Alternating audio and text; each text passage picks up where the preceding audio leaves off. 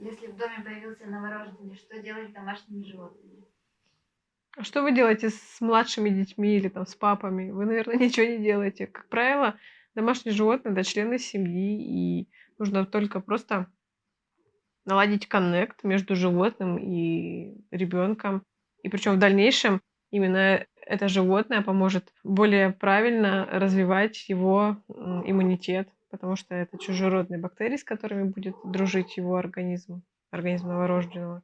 Поэтому с животными вообще делать не надо. Единственное, что соблюдайте безопасность. Допустим, если котики любят спать в кроватках и там, или рядом с малышами, то смотрите, чтобы котик не навалился. Иногда бывают котики больше, чем малыши, да. Если это собаки, и они, допустим, были воспитаны, и они громко гавкали, чтобы не напугать, допустим, малыша. Хотя они ко всему привыкают, на самом деле, малыши. Поэтому любите давай домашних животных своих, любите деток, и все у вас будет хорошо.